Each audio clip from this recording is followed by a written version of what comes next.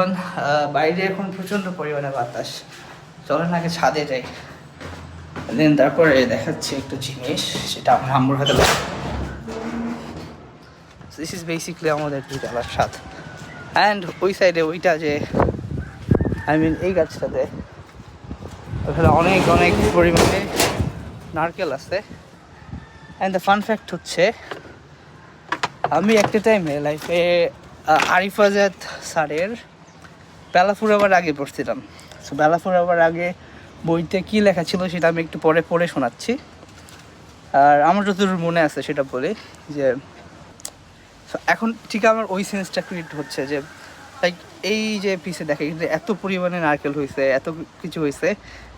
Once upon এ time এই গাছটা অনেক ছোট ছিল, যখন আম্মু হচ্ছে এখান থেকে কত 30 বছর আগে যখন এই বাড়িতে আসছিল, অস্তিত্বই ছিল না। বাট এখন অনেক বছর পরে ওয়েন মানে সে নাই, বাট তার যে লাগানো একটা ক্রিয়েশন এখন আমাদের কাছে থুয়ে গেছে।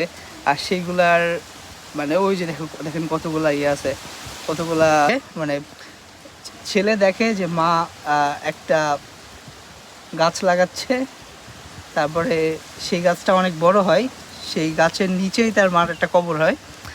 আর যখন কবর হয় তখন দেখে গাছটা অনেক বড় হয়ে গেছে আর কি। এইরকম মানে থিমটা এরকম অনেকটা। সো এখন আম্মুর হাতের লাগানোর এই গাছটা দেখার পরে আমার কি ওইগুলোর কথা মনে হচ্ছে। সো রাইটার যেটা লেখছে বইতে সেইটা একরকম, বাট ওইটা যে এইভাবে আমার কাছে আবার রিয়েলিটিতে ফিরে আসবে এইটা আমার তখন এক্সপেকটেশনের ভিতরে ছিল না। যাই হোক, নিচে আবার আম্মুর কবর না, আম্মুর কবরটা ওই পাশে একটা আমাদের গ্রেভিয়ার্ড আছে পার্সোনাল, ওখানে আম্মুরই আছে। আমি ইনশাল্লাহ একদিন ওখানে কিছু ফুল গাছের বিষয় আছে যেগুলো আমি নিয়ে আসছি, সেগুলো লাগাবো যখন, তখন ইনশাল্লাহ একটা ব্লগ আমি আপলোড দিব।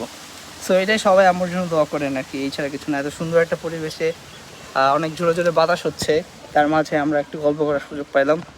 সো ঠিক আছে, আসসালামু আলাইকুম। একটু পরে আবার আমার ক্লাস আছে, tata, bye bye, see you.